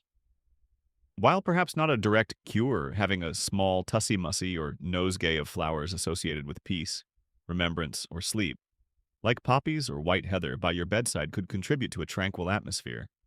One quirky, though perhaps less fragrant, tidbit from the archives of folk remedies includes the notion of placing specific leaves, like those of the walnut tree, under the bed or in pillows, not just for their soporific scent, but also because they were believed to repel troublesome insects like fleas and bedbugs, thus contributing to a more peaceful night indirectly. Ethnobotanists and medical historians continue to investigate the actual pharmacological efficacy of some Victorian herbal sleep remedies, separating out the effects of genuinely active compounds from centuries of folklore and the undeniable power of the placebo effect derived from such gentle, natural, and often lovingly prepared treatments. For many of these herbs, modern science has indeed identified sedative or anxiolytic compounds, but beyond any specific chemical action, the ritual of preparing a warm herbal tea, the comforting aroma of a familiar scent, the tactile pleasure of a soft sachet, these sensory experiences themselves would have been deeply soothing. A quiet signal to your body and mind that it was time to unwind and prepare for rest. In a world of often harsh realities and even harsher remedies, these gentle gifts from the garden offered a comforting, fragrant pathway towards the elusive promise of sleep. After navigating the fragrant world of herbal remedies and aromatherapy in our last exploration, meticulously crafting your hot pillow and brewing your chamomile tea, you might be wondering who was actually dispensing all this wisdom, and what else they had up their learned sleeves. If your homemade calming concoctions and scented sachets weren't quite lulling you into the blissful oblivion you craved, perhaps you decide it was time to seek out an expert opinion. And in the Victorian era, as insomnia became an increasingly acknowledged ailment of modern life, a new breed of specialist, or at least self-proclaimed authority, on the mysteries of sleep began to emerge. These early sleep experts were a mixed bunch. Some were respected physicians, particularly those specializing in the burgeoning field of neurology or treating nervous disorders, who turned their attention to the common complaint of sleeplessness among their patients. Others were writers of popular health manuals, reformers, or simply enthusiastic laypeople who, having perhaps struggled with insomnia themselves, felt they had unlocked the secrets to a good night's rest and were eager to share their discoveries with the world.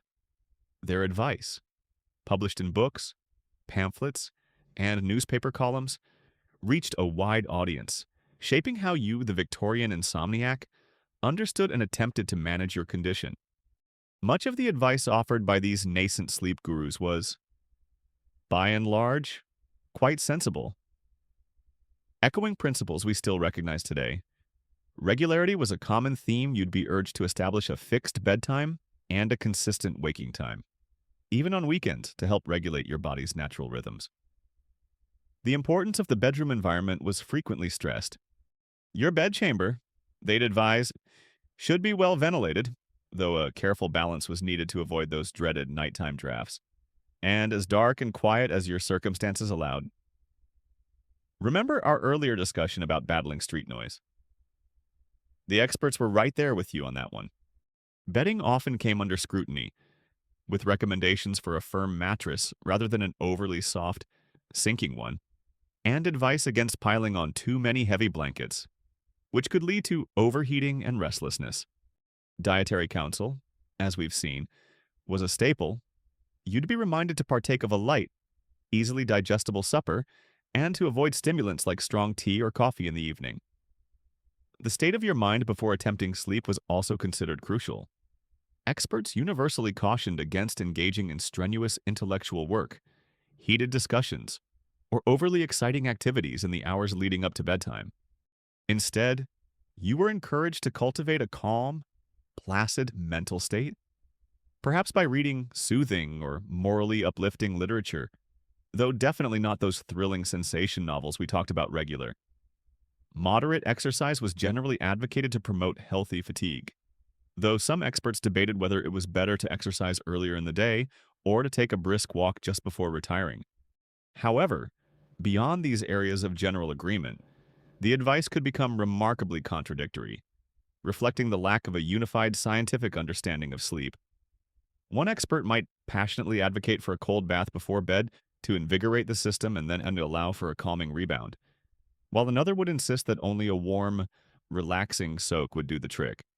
Some believed complete silence was essential for sleep, while others suggested that a monotonous sound, like the ticking of a clock as we've touched upon, could be beneficial.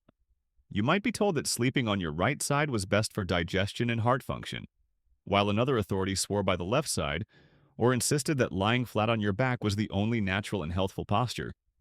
Even the optimal amount of sleep was a subject of much discussion, with recommendations for adults typically ranging anywhere from a Spartan 6 hours to a more luxurious 9. It was enough to make your sleep-deprived head spin. One expert might tell you to sleep with your head pointing north, like a human compass, to align with the Earth's magnetic currents, while another would champion sleeping with your head to the east, to greet the morning sun. Even if it was through several layers of heavy drapery, you'd practically need a surveyor and a spiritual advisor just to position your bed correctly according to the latest, and often conflicting, expert pronouncements. And then there was the truly peculiar advice. Some experts laid great stress on pre-sleep rituals that went far beyond a simple cup of chamomile. You might find elaborate instructions for systematically emptying your mind of all thoughts. An easy feat. Right. Especially when the main thought is, I must empty my mind so I can sleep.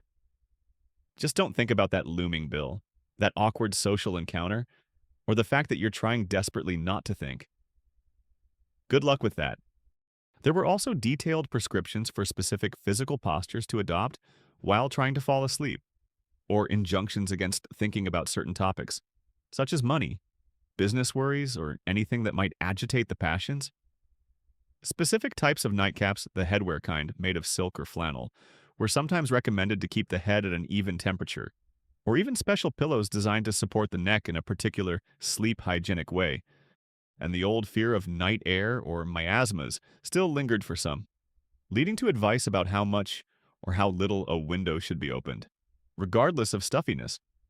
The 19th century saw a significant proliferation of popular health and self-help literature, a mainstream historical fact that meant medical and quasi-medical advice, including voluminous guidance on sleep, became more accessible to the general public than ever before. Books by authors like Dr. William Whitty Hall, whose work Sleep or the Hygiene of the Night was widely read, or Dr. George Miller Beard, who wrote extensively on neurasthenia, nervous exhaustion, and its profound impact on sleep, were influential. These manuals offered a blend of practical tips, physiological theories of varying accuracy, and often a good dose of moral exhortation. Among the more quirky strains of advice, you might encounter the followers of Sylvester Graham, the man behind the graham cracker. Believe it or not, Grahamites advocated a rather austere lifestyle for overall health and moral purity, which included sleeping on very hard mattresses, often without pillows, and with windows thrown wide open year-round, regardless of the weather. This, they believed, promoted not only better sleep, but also greater fortitude and resilience. Another peculiar focus was on foot temperature. Some experts insisted that your feet must always be kept significantly warmer than your head to draw blood away from the brain. This led to recommendations for specific woolen bed socks, elaborate foot warming contraptions using hot water or heated bricks, or even pre-sleep foot soaks. Medical historians continue to assess the degree to which these early sleep experts based their advice on empirical observation and patient outcomes versus prevailing social theories of the time. contemporary moral biases, or simply their own personal idiosyncrasies and pet theories. It was a confusing landscape for you, the earnest Victorian insomniac. One week, you might be diligently following one expert's advice to the letter, only to read a compelling counter-argument from another supposed authority the following week, leaving you to wonder whose wisdom to trust in your ongoing nightly battle for rest. If you, as a Victorian adult, found the conflicting advice from all those sleep experts we just discussed utterly baffling, leaving your head spinning with directives about which way your bed should face or whether a cold plunge was superior to a warm soak, imagine the plight of your little ones. Children, too, suffered from sleepless nights, and the remedies and approaches applied to them were a unique, and sometimes frankly alarming, blend of affection, desperation, and stern Victorian principle. Their tiny bodies and developing minds were subject to a whole different set of theories and, alas, a different arsenal of cures when sleep proved elusive in the nursery. Victorian society often viewed children through a dual lens. On one hand, they were innocents to be cherished, but on the other, they were seen as miniature adults who needed to be rigorously trained in discipline, morality, and self-control from the earliest age. When it came to sleep, a child who cried, fussed, or refused to settle was not always met with patient understanding. Common culprits for childhood sleeplessness, as understood at the time, included the undeniable miseries of teething, the gripes and windy discomforts of colic, or perhaps an overstimulating romp in the nursery just before bedtime.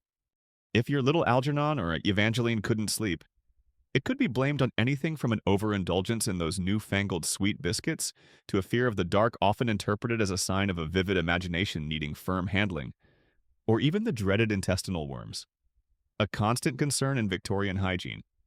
Of course, many of the initial approaches were gentle and loving, things any parent today would recognize. You'd rock your baby in a cradle or in your arms, the rhythmic motion a timeless soother, though some childcare experts of the day warned that excessive rocking might spoil the child, creating a tiny tyrant who demanded constant motion to fall asleep. To rock or not to rock, that was the serious nursery question. Singing lullabies, those soft, repetitive melodies, was a universal comfort. A warm drink, perhaps diluted milk or a thin, sweet gruel like arrowroot porridge or barley water, might be offered, ensuring the child was warm enough, but not too warm, with dry swaddling or nightclothes, was basic common sense. Though in drafty, poorly heated Victorian homes, maintaining that perfect temperature could be a nightly challenge. Establishing a predictable bedtime routine, even a simple one, was also understood by many to be beneficial. Dietary interventions for children were common. Bland, easily digestible foods were favored, especially for the evening meal. Sweets or rich. Stimulating foods were definitely off the menu before bed. Carminatives, substances believed to relieve gas, were popular for colicky babies. Dill water or a weak fennel tea were common household remedies. Gentle herbal preparations were also employed. A mild chamomile tea might be given for its calming properties, or a few drops of aniseed cordial.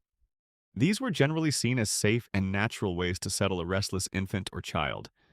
However, we must now turn to a much darker chapter in the story of Victorian childhood sleep, cures the widespread and devastating use of opiate-laden patent medicines. Those infamous soothing syrups. We touched upon these in Section 8 when discussing adult patent medicines, but their impact on children was particularly tragic. Products like Godfrey's cordial, which often contained laudanum, treacle, and spices, and the ubiquitously advertised Mrs. Winslow's soothing syrup containing morphine sulfate, among other ingredients, were marketed directly and aggressively to mothers and nurses as a miraculous solution for fretful, crying, or sleepless babies. And they worked in the most insidious way possible, by drugging the child into a stupor. A few drops could silence a teething infant or a colicky baby for hours, giving exhausted parents some desperately needed respite. The tragic reality, a mainstream historical fact of the era, was that high infant mortality rates, often due to disease, malnutrition, and poor sanitation, created a backdrop where such infant quieteners became widely accepted, partly out of sheer desperation and a profound lack of understanding of their addictive nature and lethal potential in tiny bodies. These syrups were cheap, readily available without prescription from chemists, grocers, and even sweet shops. Many a Victorian child was dosed regularly, leading to addiction, developmental problems, accidental overdose, and far too often death. They were grimly nicknamed baby killers for a reason, yet their use persisted for decades, a testament to clever marketing and the immense pressure on parents to maintain a quiet, orderly nursery. Beyond chemical pacification, disciplinary approaches to childhood sleeplessness were also common, reflecting the Victorian emphasis on obedience and the suppression of undesirable behaviors. A child crying at night might be interpreted not as distressed, but as stubborn, manipulative, or simply naughty. Strict cry it out methods, where the child was left alone in a dark room to exhaust themselves into silence and sleep, were advocated by some. The idea was to teach the child that crying would not result in attention.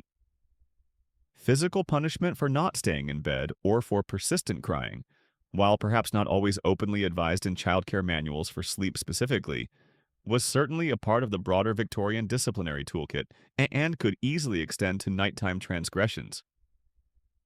Moral instruction played a role too. You might tell your child that good. Obedient children sleep soundly and don't cause trouble for their parents. Yes, little Emily. Angels watch over good children who sleep without a fuss. Naughty children who cry? Well, they just make Mummy very tired. The psychological pressure, even if subtly applied, was there. Consider also the environment.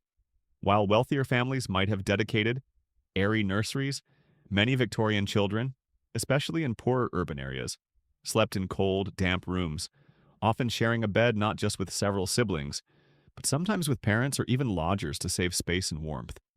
Such crowded conditions were hardly conducive to restful sleep, filled with coughs, snores, and restless movements. Among the quirky, and sometimes rather grim, tidbits of childhood folklore were lullabies with surprisingly dark lyrics by modern standards, hinting at anxieties around child safety and mortality. And then there was the practice of using a sugar tit or sugar rag, a piece of cloth or bread dipped in sugar water, and sometimes, more alarmingly, gin or even a drop of laudanum, given to an infant to suck on as a pacifier. It quieted them, certainly, but at what potential cost? Social historians and historians of childhood continue to debate the balance between genuine parental affection, which undoubtedly existed, and the often harsh disciplinary norms and medical misunderstandings of the Victorian era when interpreting advice and practices related to children's sleep and upbringing. It's clear that parents loved their children and wanted them to be healthy and peaceful, but they operated within a very different framework of knowledge and societal expectation. For the Victorian child struggling with sleeplessness, the path to dreamland could be fraught with everything from a gentle lullaby to a dose of dangerous syrup, or a lonely vigil in a dark room, making their nocturnal world as complex and challenging as that of their parents. And so here we are at the end of our long, strange, and often rather unsettling journey through the dimly lit bedrooms and peculiar practices of the Victorian era and its relentless pursuit of sleep. We've tiptoed through laudanum fogs, braced ourselves on jiggling mechanical beds, been wrapped in chilly, damp sheets, and pondered the moral weight of an undigested potato. We've sniffed dubious patent medicines, swung imaginary Indian clubs, tried to block out the cacophony of city streets, cautiously applied the mysterious buzz of electricity, and breathed deep the fragrant promise of herbal pillows. It's been quite the nocturnal adventure, and hasn't it? What you, as a modern observer peering back through the mists of time, can see is that this whole chaotic, sometimes comical, often tragic, array of Victorian attempts to conquer insomnia wasn't just a collection of bizarre historical footnotes. It was, in its own convoluted way, a crucial crucible. The sheer desperation, the ingenuity, however misguided, and the very public discussion surrounding sleeplessness in the 19th century began to lay the groundwork, however unevenly, for a more rational, scientific understanding of sleep itself. Think about the widespread and often devastating consequences of unregulated remedies, particularly those opiate-laced soothing syrups and cure-alls we shivered at, eventually fueled public outcry and spurred governments towards much-needed regulation. The Pure Food and Drug Act of 1906 in the United States, and similar legislative efforts elsewhere around the turn of the century, were partly born from the grim lessons learned from these dangerous concoctions.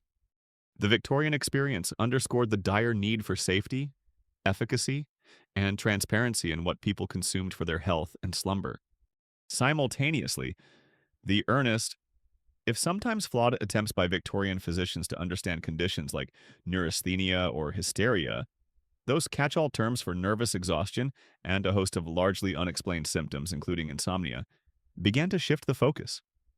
While moral failings were still, as we saw, often invoked, a growing number of medical minds started to look for physiological and psychological underpinnings.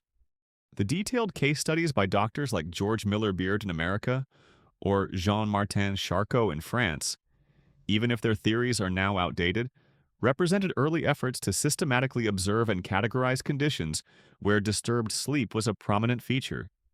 This was a slow turn away from mere moralizing towards clinical investigation. While true, dedicated sleep research laboratories with electroencephalograms, EEGs, charting brainwaves were still a few decades in the future. Hans Berger's discovery of human brainwaves in the 1920s would be a pivotal moment, a mainstream historical fact that truly launched modern sleep science. The Victorian era sowed some important seeds. The meticulous record-keeping of some physicians, the popular health manuals that encouraged individuals to observe their own sleep patterns, however subjectively, and even the intense debates amongst sleep experts about optimal sleep duration or bedroom conditions, all contributed to a growing body of thought and a heightened awareness. Some of the sensible advice that trickled through: the importance of routine, a quiet and dark environment, a comfortable bed, avoiding heavy meals or stimulants before bed. These are principles that have endured and form the very bedrock of what we now call sleep hygiene. So, while your Victorian counterpart might have been trying to sleep while wearing an electric garter and worrying about the moral implications of their late-night cheese, they were, in their own strange way, part of a movement that would eventually lead to your comfy mattress, your blackout curtains, and perhaps even your favorite white noise app. Of course, there were plenty of dead ends. The belief that the direction your bed faced could cure your insomnia, or that a mild electric shock was a universal balm for frayed nerves, largely faded as more scientific approaches gained traction. The extreme moralizing, blaming sleeplessness solely on personal sin, thankfully gave way to more compassionate and nuanced understandings of mental and physical health. Yet, historians of science continue to trace the complex threads connecting the often empirical and sometimes haphazard observations of Victorian-era physicians regarding sleep to the later development of formal laboratory-based sleep research, debating which specific Victorian insights truly catalyzed scientific progress versus those that were merely curiosities of their time. One quirky, lingering notion that illustrates the transition is how some late Victorian and Edwardian futurists imagined sleep being managed in the 20th century. Alongside visions of flying machines and moving pavements, you might find speculations about sophisticated electrical apparatuses that could induce perfect, timed sleep at the flick of a switch, or even chemical elixirs that would eliminate the need for sleep altogether, allowing humanity to be productive 24/7.